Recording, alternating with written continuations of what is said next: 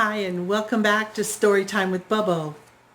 We're going to continue with The Marvelous Land of Oz by L. Frank Baum and Chapter 16. The Scarecrow Takes Time to Think.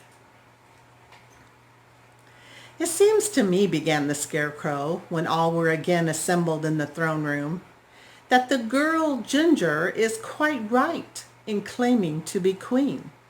And if she is right, then I am wrong, and we have no business to be occupying her palace. But you were the king until she came, said the Wogglebug, strutting up and down with his hands in his pockets. So it appears to me that she is the interloper instead of you. Especially as we have just conquered her and put her to flight, added the Pumpkinhead, as he raised his hands to turn his face toward the Scarecrow. Have we really conquered her? Asked the Scarecrow quietly. Look out of the window and tell me what you see. Tip ran to the window and looked out. The palace is surrounded by a double row of girl soldiers, he announced. I thought so, returned the Scarecrow. We are as truly their prisoners as we were before the mice frightened them from the palace. My friend is right, said Nick Chopper, who had been polishing his breast with a bit of cami leather.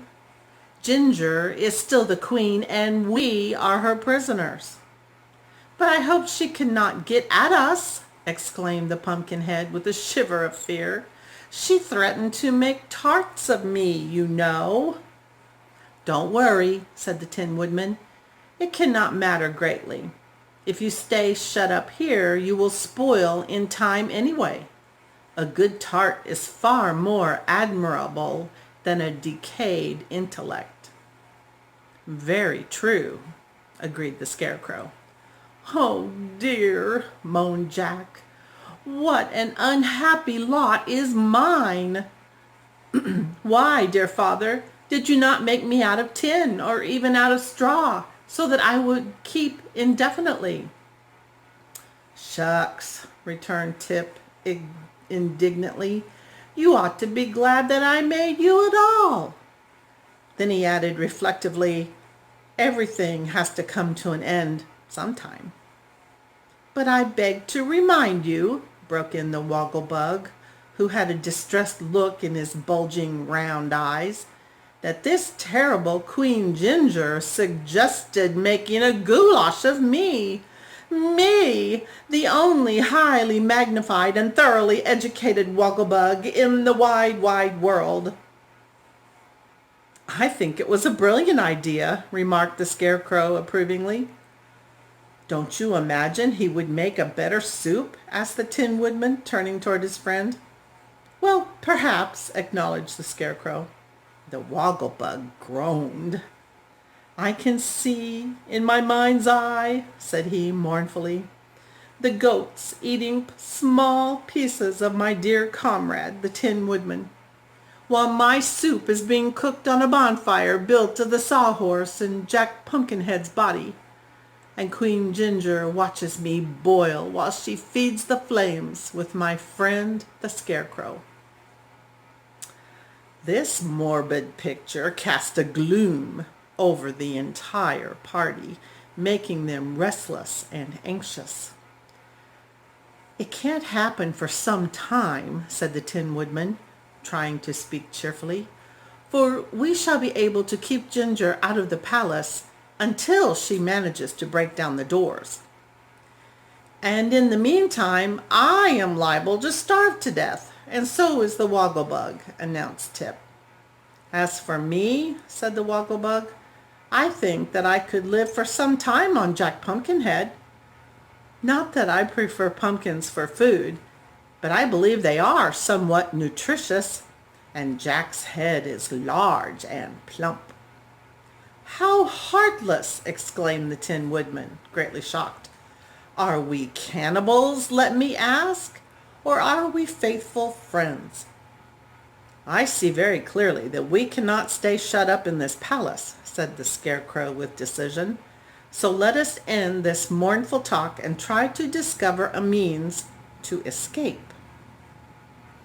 At this suggestion, they all gathered eagerly around the throne, wherein was seated the Scarecrow, and as Tip sat down upon a stool, there fell from his pocket a pepper box, which rolled upon the floor. "What is this?" asked Nick Chopper, picking up the box. "Be careful," cried the boy. "That's my powder of life. Don't spill it, for it is nearly gone." "And what is the powder of life?" inquired the Scarecrow, as Tip replaced the box carefully in his pocket. "It's some magical stuff old Mombi got from a crooked sorcerer," explained the boy. "She brought Jack to life with it, and afterward I used it to bring the sawhorse to life. I guess it will make anything live that is sprinkled with it, but there's only about 1 dose left." "Then it is very precious," said the Tin Woodman. "Indeed it is," agreed the Scarecrow. "It may prove our best means of escape from our difficulties. I believe I will think for a few minutes, so I will thank you, friend Tip, to get out your knife and rip this heavy crown from my forehead." Tip soon cut the stitches that had fastened the crown to the Scarecrow's head, and the former monarch of the Emerald City removed it with a sigh of relief and hung it on a peg beside the throne. "That is my last memento of royalty," said he, "and I'm glad to get rid of it. The former king of this city, who was named Pastoria, lost the crown to the wonderful wizard, who passed it on to me. Now the girl Ginger claims it, and I sincerely hope it will not give her a headache." "A kindly thought, which I greatly admire," said the Tin Woodman, nodding approvingly. "And now I will indulge in a quick think, a quiet think," continued the Scarecrow, lying back in the throne. The others remained as silent and still as possible, so as not to disturb him, for all had great confidence in the extraordinary brains of the Scarecrow.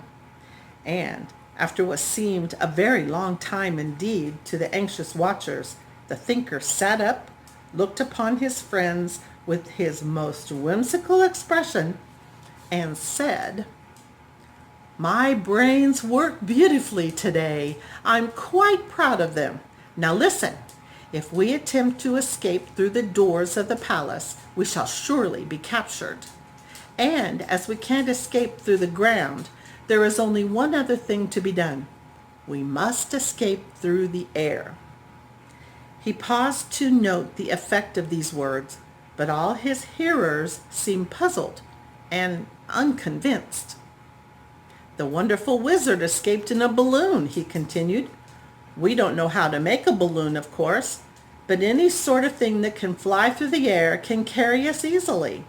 So I suggest that my friend, the Tin Woodman, who is a skillful mechanic, shall build some sort of a machine with good strong wings to carry us, and our friend Tip can then bring the thing to life with his magical powder." "Bravo!" cried Nick Chopper. "What splendid brains!" murmured Jack. "Really quite clever," said the educated Wogglebug. "I believe it can be done," declared Tip. "That is, if the Tin Woodman is equal to making the thing." "I'll do my best," said Nick cheerily, "and as a matter of fact, I do not often fail in what I attempt, but the thing will have to be built on the roof of the palace, so it can rise comfortably into the air." "To be sure," said the Scarecrow. "Then let us search through the palace," continued the Tin Woodman, "and carry all the material we can find to the roof, where I will begin my work." "First, however," said the Pumpkinhead, "I beg you will release me from this horse, and make me another leg to walk with, for in my present condition I am of no use to myself or to anyone else." So the Tin Woodman knocked a mahogany center table to pieces with his axe, and fitted one of the legs which was beautifully carved, onto the body of Jack Pumpkinhead, who was very proud of the acquisition. "It seems strange," said he, as he watched the Tin Woodman work, "that my left leg should be the most elegant and substantial part of me." "That proves you are unusual," returned the Scarecrow, "and I am convinced that the only people worthy of consideration in this world are the unusual ones, for the common folks are like the leaves of a tree and live and die unnoticed." "Spoken like a philosopher," cried the Woggle-Bug as he assisted the Tin Woodman to set Jack upon his feet. "How do you feel now?" asked Tip, watching the Pumpkinhead stump around to try his new leg. "As good as new," answered Jack joyfully, "and quite ready to assist you all to escape." "Then let us get to work," said the Scarecrow in a business-like tone. So glad to be doing anything that might lead to the end of their captivity, the friends separated to wander over the palace in search of fitting material to use in the construction of their aerial machine. Next time, Chapter 17.